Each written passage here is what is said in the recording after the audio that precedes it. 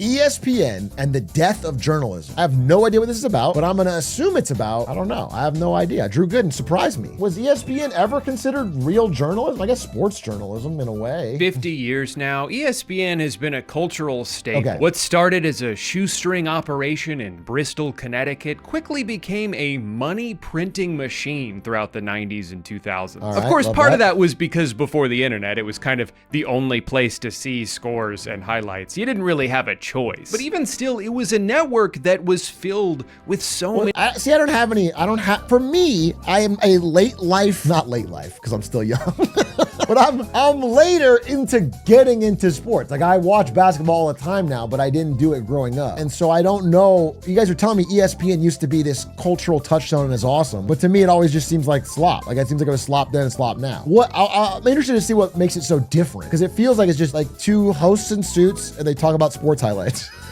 Is that like what changed so much? Many great personalities, people like Stuart Scott, who were just effortlessly cool and funny. They had this dry sense of humor that permeated in everything they made. And they really delivered. I do think Had this dry sense of. I've made a video on this. I think the This Is SportsCenter ads is one of the greatest ad series of all time. It was riotously funny. They were all on theme. They helped ESPN. Yeah, but those were really great. It's an amazing ad series. I think it was one of the great marketing wins. I showed these before I was even, super into sports. I showed these ad NVIDIA to our coworkers when I was we were writing the April Fool's sketch for NVIDIA, and I was like, let's try and get this type of vibe. Yeah, that was so good. That permeated in everything they made. And they really delivered on every part of the sports spectrum. Whether it was with legitimate, hard-hitting journalism on shows like Outside the Lines and E60, or a show like Cheap Seats, where the Sklar brothers would just riff over a bunch of weird-ass sporting events. Oh, Mary, it's a shame you'll have to die now. For a long time, ESPN had a captive audience. Okay, but even if the quality didn't fall off, doesn't all of this still exist just on YouTube now? Like, isn't this every one of these, like, funny people talking about sports highlights, or who's the guy we always watch? I'm sorry, I'm blanking on his name. The guy with the graphs. Jimmy High Roller is like replacing what this might do, or you know what I'm saying? Could have gotten complacent, but instead they chose to be creative. They took risks. They elevated the experience of watching sports. But over the past decade, some cracks have started to form. I don't think it's an exaggeration to say that ESPN sold its soul. And I don't just mean because they're owned by Disney. If they do have any influence, it's hard to tell because they're very subtle about it. Here in Disneyland. At Disneyland. Capping it off here at Disneyland. We're gonna go to Disney World. Disney World or Disneyland. This is what you get at Disneyland. The magic of Disney, the power of Disney, and the magic of Disney. No, when I say they sold their soul, I mean this in two ways. One, they completely lost their on-screen identity, the thing that made them special to begin with. As the media landscape changes and the attention economy only gets more and more competitive, ESPN traded in its signature style of lighthearted, casual commentary for what is essentially a 24/7 rage bait. Okay, but here's what I want to say. I think we're probably going to talk about similar examples, but I'm chicken and the egging it. I'm kind of flipping it here because he's making it out like they sold their soul and turned into this, and there's increased competitive pressures. What I'm saying is this is what they had to do because all the young people that would watch don't watch ESPN. They're going to watch something else. Do you know what I'm saying? Like, rage bait only works on a 45-year-old plus angry sports fan who still watches cable TV. So that's why they make it. That's their audience. That's the only people they can still. Do you know what I'm saying? He says that? Okay, then I just want to be very specific. I would probably disagree with. I don't think they sold their soul. Like, I don't think they had a choice. I would say it doesn't matter if ESPN made great or bad on cable TV. It would be dead either way. That's what I'm saying. He knows everything. You know what it's like. An endless stream of hot takes and controversial opinions that are so frustrating to listen to, you can't help but react to it. It's crazy. They spent decades building up a reputation only to burn it to the ground just so more people would comment on their YouTube shorts. The more nefarious way I think they've sold their soul is by being so financially tied to the leagues that they cover that they've lost the ability to be objective about them. This company that largely established itself on high quality journalism can't really do journalism anymore when the leagues they partner with don't allow them to be critical. There are no concussions in Ba Sing Se. I'll get into this more specifically in the second half of the video, but I want to talk about both these problems because I think they go hand in hand. The big change at ESPN started with what was technically pretty successful at the time. First Take with Stephen A. Smith and Skip Bayless. Where the network had dipped their toes throughout the years in argument-centric television, First Take was a cannonball into the deep end. These two guys are gonna disagree with every word that comes out of their mouth. It doesn't matter what the topic is, they're gonna sit there and yell at each other for 2 hours straight, and it is gonna be a loud, messy car wreck you can't look away from. Are you on Donate it to charity. Are you on drugs? Skip Bayless was not the first of his kind, but he certainly It's so funny. It's just like a live version of a controversial comment section. Just people saying the most basic argument that's on Reddit. Back and forth. All the GOAT debate, Jordan, LeBron, the same shit back and forth. certainly one of the biggest. This archetype of a now staple character in the cable news landscape, the disagreeable oaf. No. Yes. The unhinged, bombastic moron who's only there to say dumb shit so everyone else can be like, did you hear what he just said? What is he, some kind of oaf? No. It's almost the sports equivalent of hiring a clown. You know, I like can't if believe- you hit yourself in the face with a pop. Stephen A. Smith is considering a run for president. When you look at the fucking poly market bet, he's like top 10. It's ridiculous. How fucking cooked are we as a nation? I pulled up the poly market bet for the presidential election, and while Stephen A. Smith isn't top 10, he's 29, right above Kim Kardashian and Zohran Mamdani, who can't even run for president. He does have $27 million in volume on his bet. Granted, most of that are people betting on his loss, but at 27 million and 1% yes rate, that means over time people have roughly put in $270,000 into this bet. Now, whether that's a decent financial decision, I guess we'll see. Sure, people will probably stop what they're doing to point and laugh and maybe even tell their friends about what they just saw.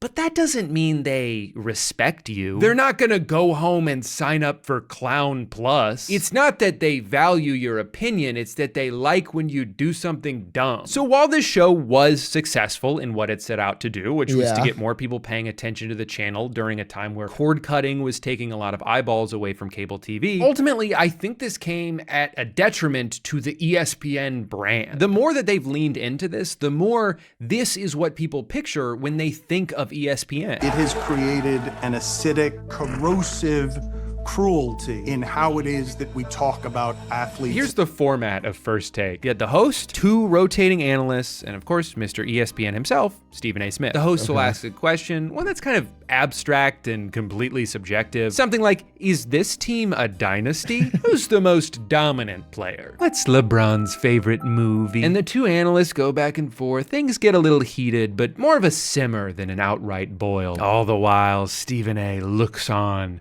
from his comically large LED screen, watching, judging, waiting to come in and disagree with these people literally no matter what. He's an all-time Eventually. great. He's an all-time great. You are now. And you know what? It can be pretty entertaining for about 10 minutes, and then you just get tired of it. Because again, they're not really talking about anything. Because There's only so many heated disagreements about sports you can have every single day. But since that's the format of the show, usually what they're arguing about doesn't even make sense. I turned on a random episode a couple weeks ago, and this happened immediately. They're talking. I bet people aren't even watching. Do you know what I'm saying? It's like the slopification of everything. Everything is just meant to be on in the background. All content is meant to be on in the background. Everything everyone is making is for someone to watch while they fucking scroll on their other smaller screen. Just like you guys are chatting. The real fucking background guys are in the 3,000 people that aren't chatting. You guys are in the chat, bro. You're too committed. You have to type and react. About a head coach that got hired, and Steven's arguing about how they can't trust him because he's had a lot of different jobs. 6 different jobs in 6 years.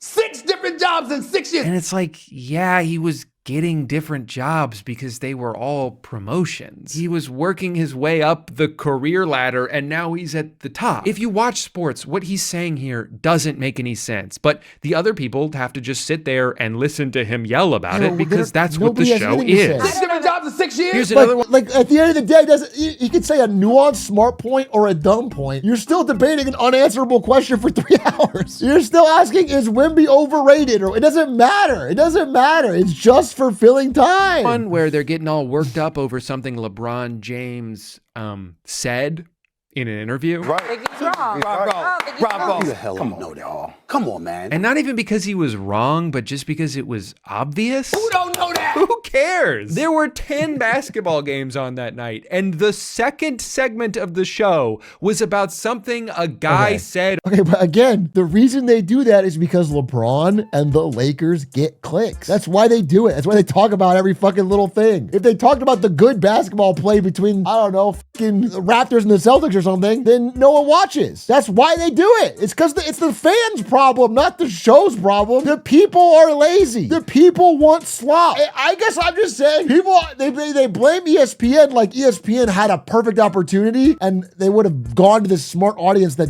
exists. They don't exist. They go to the slop because that's where the eyeballs are. On a podcast. This format has spread like a plague throughout. So I should be mad at the fans? Yes. Yeah, you should be mad at the fans. It's the fans' fault. If the fans just refuse to watch this shit, if they just said, wow, this is such a boring debate, I'm going to turn it off, they would stop doing it. That is the honest question. If people didn't watch this slop, they would stop doing it. That's the truth. I don't know. I can watch you on ESPN. I want to on ESPN, but I just know why they did it. I just know the business reason they did it. ESPN, and by extension, all of sports media. Hey, LeBron, Ben Simmons is here. We're all good. In pursuit of viral clips and controversial headlines, more and more shows bring on a guest whose sole job is to stoke the flames. You must be crazy. As always. Please, you just learned in sports. To be the verbal punching bag for the rest of the cast to make funny faces at in hopes of becoming a gif. He's there to hear the crazy conclusion that his partner has come to and actually be the everyman with a loud voice. Like, you are crazy. So there's a lot of pressure on his partner to come up with a counterintuitive conclusion about everything. And sports media as a whole has become increasingly cannibalistic. Less often is anyone actually talking about Dude, they don't even sport. watch. They're talking about something someone said. They don't even watch, but also the fans don't even watch. That's the thing. Now that I've been watching every NBA game, I watch every Lakers game, every single Lakers game. Now that I watch every Lakers game and I see some of the sports talk radio about it and some of the sports talk, you realize that the people doing it didn't even watch the game. They'll just read a prompter with like 1 or 2 lines about it and accuse the highlights. But the fans don't even watch the game, they watch the highlights. And then the people covering it don't even watch it. Shaq definitely is not watching the games.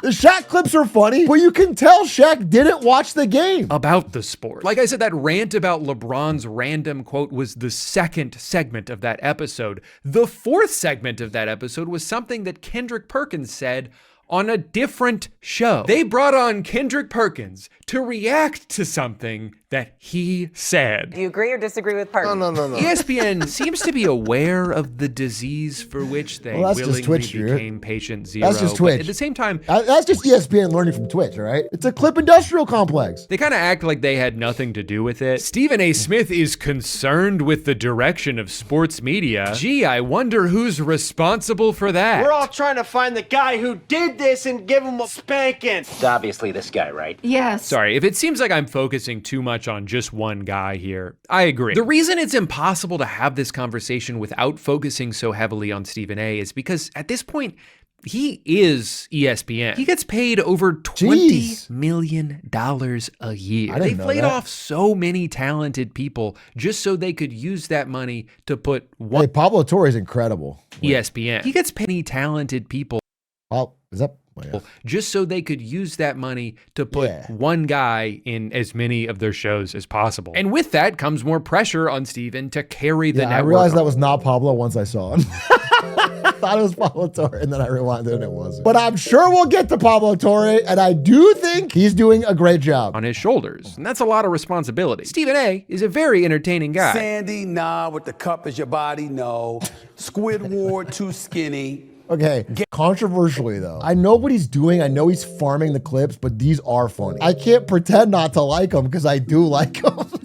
Gary, you look limited. But one person is not enough to carry an entire sports network. To be an expert at anything, you have to be kind of a sicko about it. It has to be your #1 passion. Kenny Beecham is one of my favorite NBA analysts because he clearly just loves basketball. His enthusiasm is contagious. I could listen to him talk about any team and feel more knowledgeable afterwards. Same reason I think Mina Kimes is great on NFL Live, because she's clearly obsessed with football. And that's what you need to be when your job is to talk about it. Stephen A. Smith is on ESPN multiple times a day. He has a 2-hour daily radio show. Jesus. He has a political podcast, a YouTube channel, and he's now going on this press tour to float out the idea of a 2028 presidential run. Trump is coming. I'm gonna come. He obviously works very hard, and I'm never gonna tell someone that they should do less. But objectively speaking, I don't think he's sitting down to watch the Hornets play the Suns. He's not getting home after a long day of work and tuning in to Raptors Jazz. Yeah, exactly. There are a million games on every night, and there aren't enough hours in the day. The network should have a lot of people that each specialize in one thing, but they'd rather have a couple of people try to specialize in everything. And it's just not possible. This is why he gets stuff wrong all the time. He's referenced how important certain players are who aren't even on the team anymore. He accidentally gave condolences to somebody who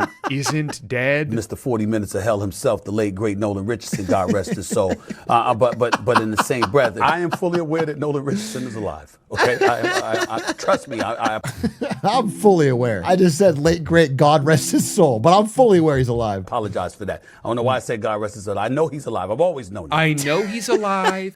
Wow, he'd be a great matchup against Trump. They both do the same thing, just openly lie. I've always known he's alive. You know what? It's live TV. People make mistakes. The thing that frustrated me the most was last summer during one of the most entertaining and improbable playoff runs I've ever seen a team go on. That 2025 Pacers team is the reason I love sports. They had so many unbelievable comebacks and insane game-winning shots, unsung heroes coming up big in clutch moments. I was glued to my television for every one of their games, and I'm not even a Pacers fan. If you love basketball, you loved watching that team. And Stephen A. Smith was in the stands, Game 4, the NBA Finals, playing solitaire on his phone. I feel like if you're getting paid $20 million a year to talk about basketball, the league... That's fucking crazy. To be in the arena on a legendary one, great game. least you could do is watch basketball. And if you're going to play something on your phone, there's got to be a better game than solitaire. That shit's boring as hell. You know they got Minecraft on here, right? Now, it was already a bad look for ESPN's highest paid analyst to not be paying attention to the thing he's paid to analyze. But then he lied about it. He said it was during a timeout when it clearly wasn't. Then he doubled down and got defensive. And I decided to play a little solitaire, which, by the way, I always do. And I mean always. For those out there who don't like it, kiss my ass. And then he parlayed the whole thing into this unbelievably bad AI slop commercial. You letting solitaire cash distract you during the game? Yeah, man, you got it all wrong. The game is trying to distract me from solitaire. For some bullshit pay-to-win solitaire gambling app that has been on the receiving end of lawsuits for rigging their games. Jesus Christ, man. I mean, compared to this, the whole being on your phone at a game thing wasn't even that big of a deal. We have to vote for him. For a parking ticket by setting your car on fire. Problem solved, I guess. With the way that media has so drastically changed the past couple decades, some amount of decline for ESPN was inevitable. It's much harder now for the wide-reaching, generalized sports show to succeed when we all tend to live in our own hyper-specific content bubbles. And they're too expensive of an operation to not just talk about whatever attracts the largest possible audience. So they talk about the Lakers and the Knicks and the Cowboys. Well, I mean, that's what I'm saying, but like, this says it all though, right? This is a game-winning shot. This is Stephen A. Smith with rambling about the Knicks. Like, this is what they have to do. That's just what it is. Like, blame the fans. All I'm saying is blame, like, this video's blaming ESPN, and I'm saying blame the fans. If this got 248K and this got 3.2K, they wouldn't pay Stephen A. Smith so much. They would pay for journalism. Attracts the largest possible audience. So they talk about the Lakers and the Knicks and the Cowboys and LeBron James on a 24/7 loop. For niche sports content, which is what most people tend to want, there's so many better sources. If I want to hear someone do in-depth analysis of the entire NBA, I'll listen to Zach Lowe. If I want to see like real old school investigative sports journalism, I can watch Pablo Torre. If I want to hear someone in absolute shambles after the Patriots lose a big game, I'll listen to Bill Simmons. Nipplegate and Poopgate. And funny enough, you know what those three people have in common? They all used to work for ESPN. Bill Simmons was probably the most consequential firing by ESPN. Not only has he gone on to create a podcast network that is now worth hundreds of millions of dollars and is a direct rival to ESPN Media, but the reason Bill was fired in the first place changed the way a lot of people viewed ESPN. The main reason Bill was suspended was that he would too often criticize Roger Goodell, the commissioner of the NFL. If you followed football, you'll know he's not exactly a beloved figure. He gets a standing ovation of boos every year at the draft. I can't believe you guys are booing the Cowboys. The last big thing that Bill criticized him for was the way he handled the Ray Rice situation in 2014. Now, to summarize, Ray Rice gets arrested in February for a domestic violence incident, which the team and the league spend the next couple months trying to downplay. He's really sorry. They're going to couples counseling. It's not a big deal. Please stop talking about this. Well, people didn't stop talking about this and the terrible precedent that it was setting. For comparison, this was about a decade after Ricky Williams, one of my favorite athletes of all time, got suspended for an entire season for smoking weed. We gotta crack down on. We can't let players smoke weed. I'm sorry, but this country will societally decay if we let professional athletes smoke weed on their own time. I won't allow it as a fan, all right? It makes me enraged. Trying to manage his pain from getting tackled 500 times a year, but when a guy beats up Don't his ask about fiance, Bronny in 2018. zero discipline whatsoever. They make excuses, they minimize the severity of it because they're worried if it becomes too big of a story, then it reflects poorly on the NFL. So then they ignored it, which ironically caused it to become a bigger story and look even worse for the NFL. Masterful gambit, sir. Eventually, after about 5 months of public backlash, Roger Goodell finally succumbs to the pressure and he comes out and he's like, all right, we thought about it and you guys are right. We will be suspending Ray Rice for 2 games. Somehow, this was not enough to end the backlash. This is how I feel about the fucking NBA and the Clippers situation. They're still not doing anything. Pablo Torre's got like 6 more videos concretely proving that they paid. Oh, pre-watch? Fuck me, dude. All right, fine. In fact, it only brought it on harder. Again,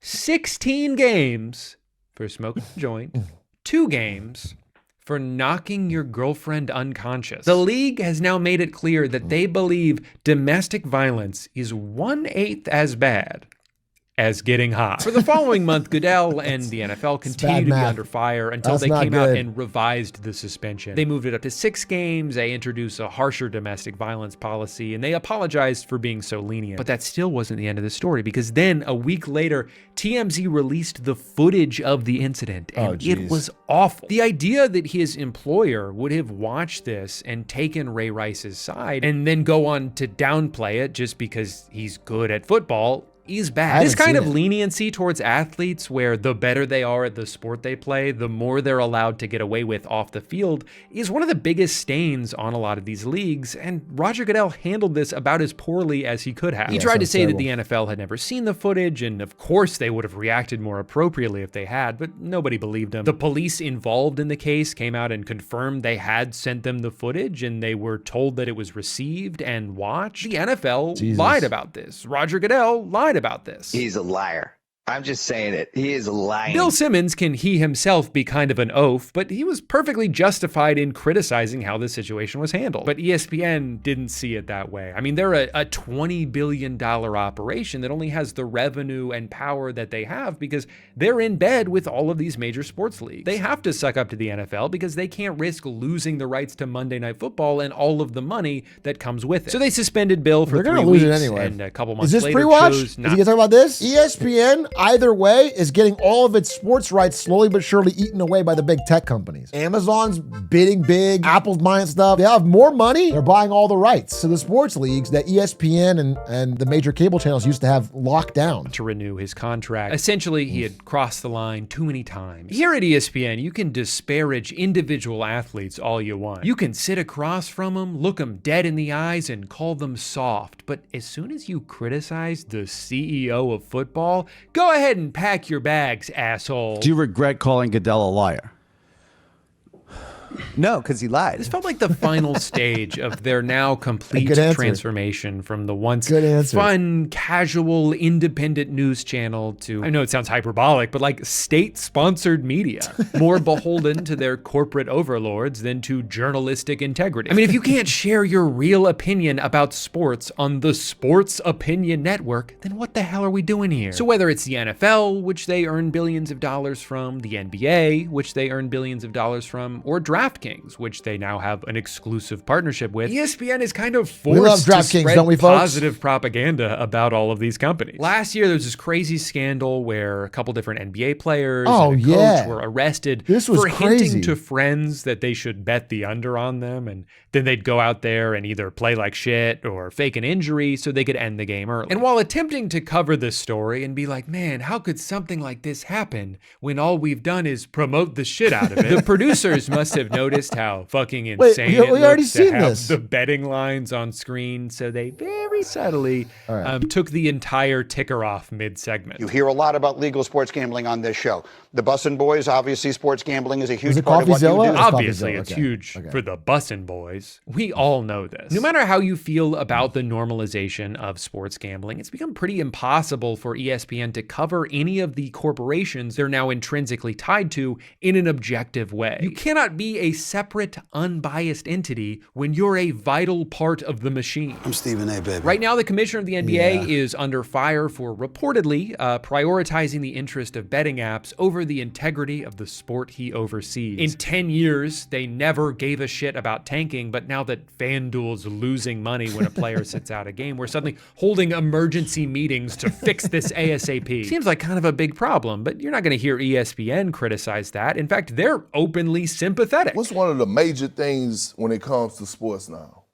Betting. It's gambling. Yeah. It's gambling. And so you got to be careful when you're trying to throw games. They're doing the exact same thing. They're prioritizing the interests of DraftKings over the integrity of the industry they once pioneered. This is why they've gotten rid of most of their journalists, because the job of a good journalist is to go uncover a story, even if it's uncomfortable, even if it causes someone to lose profits. ESPN has no interest in that. If the only thing that matters to them is money, then they have no incentive to go ruffling feathers. They're not going to try to unearth all the corrupt business practices being done by the leagues that butter their bread, because then they'd have to eat dry bread. Probably the biggest I guess what I'm saying is, like, just don't watch it. Because the framing of this makes it seem like an unavoidable problem. Like, they do it shitty and we just have to take it. Just don't watch ESPN. Just don't watch that shit. And then you are making a difference. Scandal from the past few years was that Steve Ballmer, the owner of the Los Angeles Clippers and also the 10th richest human being on earth, was accused of using an environmentally conscious digital bank, whatever those words mean, to discreetly funnel $28 million to one of his players. Huge story, massive ramifications for the league. And after everything we've talked about, who do you think broke this story? Do you think it was the network whose paychecks are indirectly written by the man at the center of it? Nope. Of course not. It was an independent journalist who used to work at ESPN. He did a great job. Pablo Torre spent 7 months uncovering thousands of documents that followed the flow of money and ultimately finding out that Kawhi Leonard was paid a $28 million endorsement deal to do nothing. An endorsement deal with an organization that has received giant sums of money from Clippers owner Steve Ballmer in the past. There's a lot to this story. It's still an ongoing investigation and more evidence keeps getting revealed. But to be clear, these aren't just rumors. It's not, oh, I heard from a guy who said this. No, there's a paper trail of legitimate signs.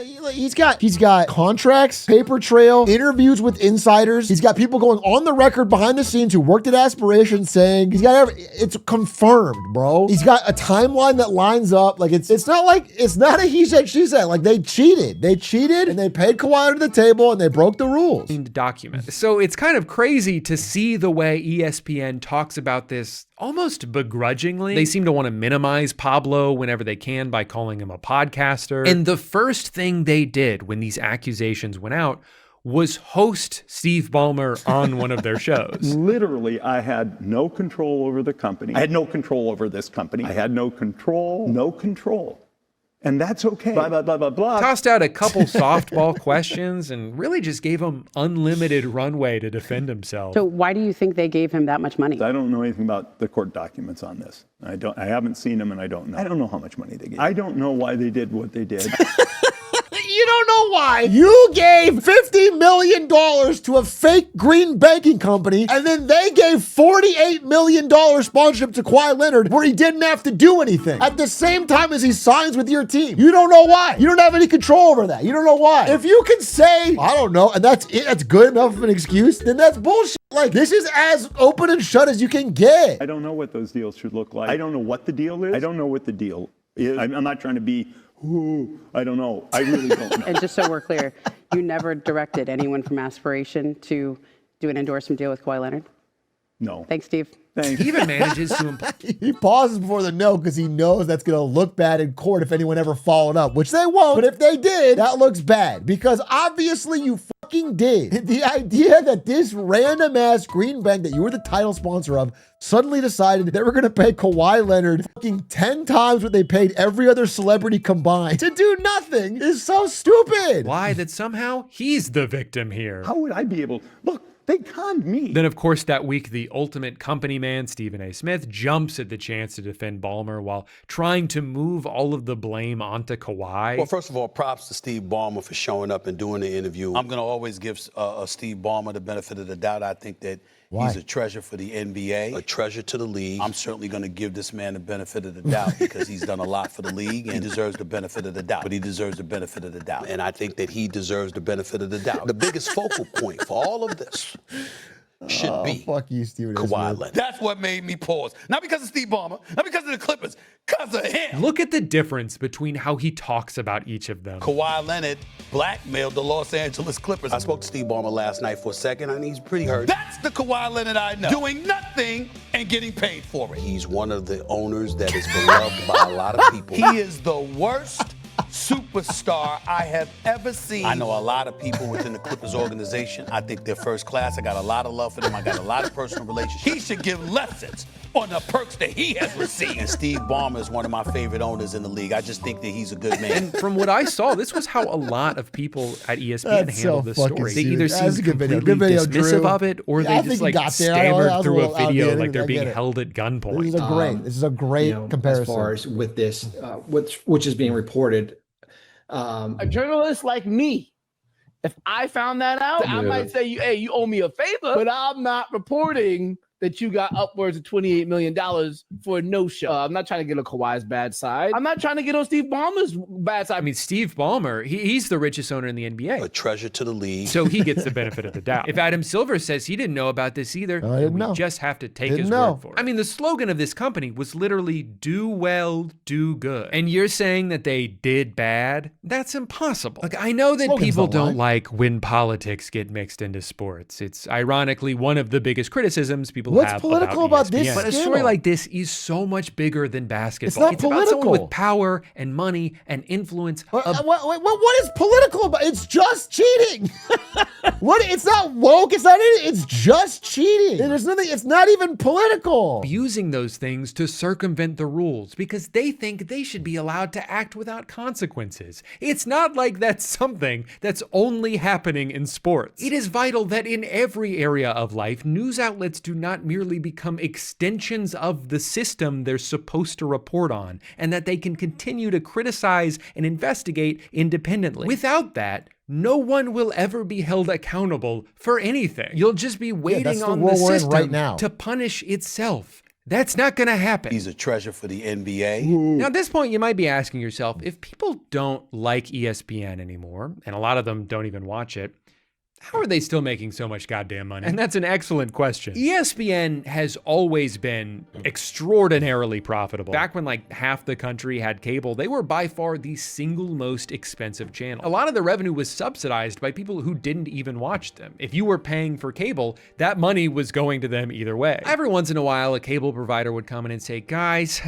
you can't keep raising your prices. We're putting our foot down. And ESPN would be like, okay, then we're taking our shit off the air. And then people would be pissed off that they couldn't watch SportsCenter. They'd call Bright House to complain. And eventually they'd back down and just give ESPN whatever they want. And in turn, cable just kept getting more expensive for everybody. Eventually, though, the world started to change. It was becoming almost impossible to justify spending $150 a month to watch television when you can watch Netflix for like 10 or YouTube for free. As a result, over the past 15 years, ESPN has lost 30 million subscribers. So how do they combat that? Simple.